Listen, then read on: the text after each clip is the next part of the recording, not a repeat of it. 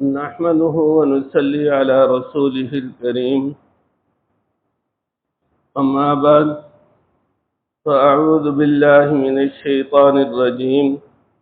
بسم الله الرحمن الرحيم. والذين يؤمنون بما أنزل إليك وما أنزل من قبلك وبالآخرة هم يوقنون. صدق الله العظيم. والذين يؤمنون بما أنزل إليك وما أنزل من قبلك وبالآخرة هم يوقنون. وہ لوگ جو ایمان لائے ہیں اس کتاب پر جو نازل کی گئی آپ پر اور ان کتابوں پر جو نازل کی گئی آپ سے پہلے، وبالآخرة هم يوقنون، اور آخرت پر وہ یقین رکھتے ہیں۔ پچھلی آیت میں متقین کی 3 صفات بیان کی گئیں۔ نمبر 1 کہ وہ غیب پہ ایمان رکھتے ہیں۔ نمبر 2 وہ نماز قائم کرتے ہیں۔ نمبر 3 ہمارے دیے ہوئے میں سے وہ ہمارے راستے میں خرچ کرتے ہیں۔ زیر درس آیت میں متقین کی 4تھی اور 5ویں صفت کا بیان ہے۔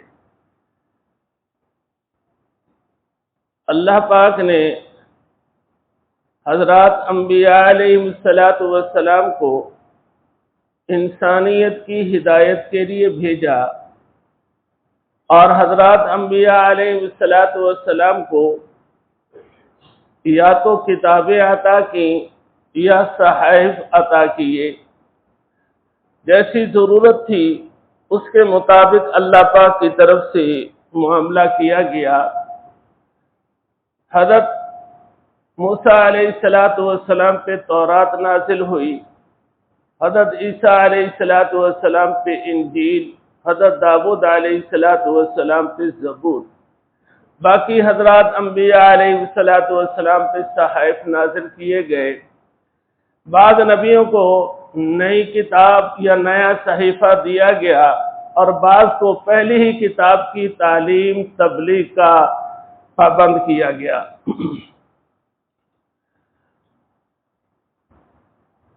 مسلمانوں پہ، ایمان لانے والوں پہ لازم ہے، جس طرح قرآن کریم پہ ایمان لانا لازم اور ضروری ہے، اسی طرح پہلی کتابوں پر بھی ایمان لانا ضروری ہے، لیکن اجمالی ایمان کہ جو کچھ ان کتابوں میں تھا اللہ پاک کی طرف سے تھا، وہ حق اور سچ تھا۔ اس زمانے کی امتوں کے لیے وہ احکام واجب العمل تھے، اتنا تو ایمان لانا لازم ہے۔ باقی تفصیل کتابوں کا نام تک جاننا یہ نہ بس میں ہے اور نہ اس کا ہمیں مکلف بنایا گیا ہے۔ پہلی کتابوں میں اور قرآن کریم میں بہت بڑا فرق ہے کہ پہلی کتابوں کی حفاظت کی اللہ پاک نے ذمہ داری نہیں لی، اور قرآن کریم کی حفاظت کی اللہ پاک نے ذمہ داری لی ہے۔ یہ قرآن جو ہم پڑھتے ہیں یہ وہی قرآن کریم ہے جو لوح محفوظ میں محفوظ تھا، اور یہ وہی قرآن کریم ہے جو سیدنا جبریل علیہ السلام تھوڑا تھوڑا لے کر آپ صلی اللہ علیہ وسلم کی خدمت میں حاضر ہوئے، اور یہ وہی قرآن کریم ہے جو آپ صلی اللہ علیہ وسلم کے سینہ مبارک میں سب سے پہلے محفوظ ہوا۔ یہ وہی قرآن کریم ہے کہ جس کی آپ صلی اللہ علیہ وسلم نے اپنی امت کو تعلیم دی۔ اس کے اندر کوئی اونچ نیچ نہیں ہوئی، کوئی تغیر اور تبدل نہیں ہوا اور نہ ہی ہو سکتا ہے۔ کیوں؟ اس لیے کہ اللہ پاک نے اس کی حفاظت کی ذمہ داری لی ہے۔ اِنَّا نَحْنُ نَزَّلْنَا الذِّكْرَ وَإِنَّا لَهُ لَحَافِظُونَ۔ بخلاف دوسری کتابوں کے کوئی بھی اپنی کتاب کے بارے میں یہ نہیں کہہ سکتا کہ یہ وہی کتاب ہے جو حضرت موسیٰ علیہ السلام پہ نازل ہوئی تھی یا حضرت عیسیٰ علیہ السلام پہ نازل ہوئی تھی۔ ان کے پاس اس کی حفاظت کا کوئی ذریعہ نہیں۔ اور میں نے پچھلے درس میں بتایا تھا کہ ابتدائے اسلام میں قرآن کریم کی حفاظت کے لیے سب سے زیادہ زور حفظ قرآن پر دیا گیا۔ لکھا بھی جاتا تھا، آپ صلی اللہ علیہ وسلم جو آیت نازل ہوتی تھی وہ لکھوا دیتے تھے، لیکن یہ لکھا ہوا تو بعض حضرات کے پاس تھا، باقی یاد وہ تو جو سنتا تھا کوشش کرتا تھا اسے یاد کرنے کی۔ اور قرآن پاک کے یاد کرنے میں چند صحابہ کا نام معروف اور مشہور ہے۔ ان میں سے سر فہرست نام حضرت ابو بکر صدیق رضی اللہ تعالیٰ عنہ کا ہے، حضرت عمر رضی اللہ تعالیٰ عنہ، حضرت عثمان رضی اللہ تعالیٰ عنہ، حضرت علی رضی اللہ تعالیٰ عنہ، اور اسی طرح دوسرے حضرات صحابہ کرام رضی اللہ تعالیٰ عنہم۔ تو یہ قرآن کریم کا یاد کرنا، یہ بھی قرآن کریم کی حفاظت کا ایک ذریعہ ہے۔ امت نے اس فریضے کو ادا کیا ہے اور امت ادا کر رہی ہے، اور انشاءاللہ قیامت تک یہ فریضہ ادا ہوتا رہے گا۔ آپ صلی اللہ علیہ وسلم سے پہلے جتنی بھی شریعتیں آئی وہ ساری کی ساری منسوخ، اور آپ صلی اللہ علیہ وسلم کی شریعت جو ہے وہ نافذ العمل، قیامت تک آپ صلی اللہ علیہ وسلم ہی کی شریعت پہ عمل ہوگا۔ قرب قیامت حضرت عیسیٰ علیہ السلام تشریف لائیں گے، لیکن حضرت عیسیٰ علیہ السلام بھی آپ صلی اللہ علیہ وسلم کی شریعت کی تعلیم اور تبلیغ فرمائیں گے۔ وَبِالْآخِرَةِ هُمْ يُوقِنُونَ، یہ متقین کی پانچویں صفت کا بیان ہے کہ وہ آخرت پر یقین رکھتے ہیں۔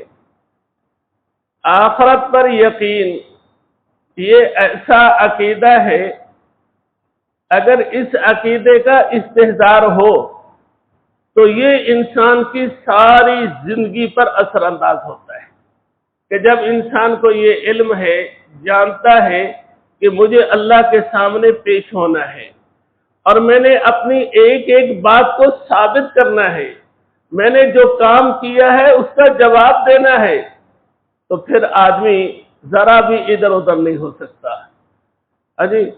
ہر وقت وہ محتاط رہے گا، اور اگر اس عقیدے کا استحضار نہیں تو پھر انسان غافل ہو جاتا ہے، پھر جھوٹ بولنے پہ بھی آ جاتا ہے، ہیرا پھیری کرنے پہ بھی آ جاتا ہے، جال سازی کرنے پہ بھی آ جاتا ہے، ظلم کرنے پر بھی آ جاتا ہے، دوسروں کے حقوق پامال کرنے پر بھی آ جاتا ہے۔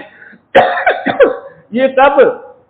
جب اسے آخرت کے عقیدے کا استحضار نہیں۔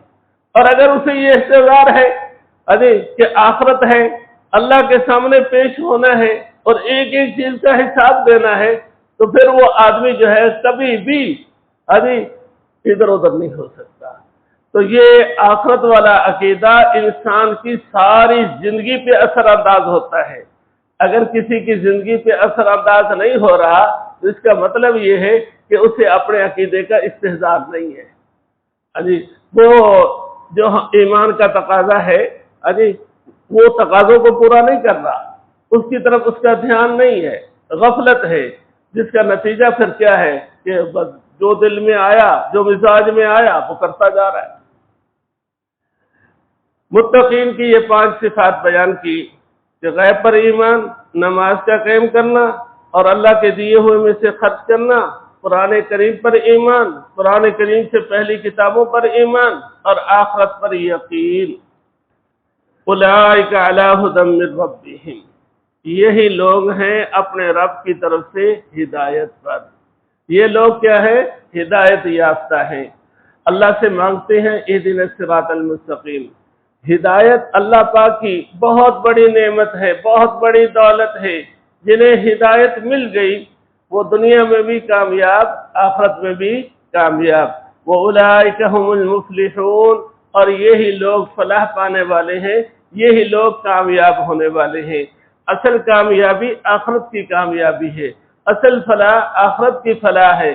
اگر دنیا کے اندر مال اور دولت جمع کر ہی لیا، محل بنا ہی لیے، گاڑیاں دوڑا ہی لیں، لیکن انسان کی آخرت نہیں بنی، آخرت کے اعتبار سے وہ نقصان اور خسارے میں رہا، تو وہ فلاح پانے والا نہیں ہے، وہ کامیاب ہونے والا نہیں ہے۔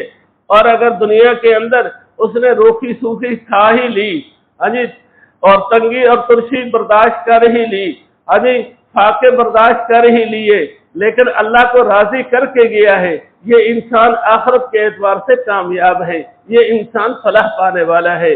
اولئک علی ھدی من ربہم واولئک ھم المفلحون، کہ یہی لوگ کیا ہیں؟ ہدایت پر ہیں، اور یہی لوگ کیا ہے؟ کامیاب۔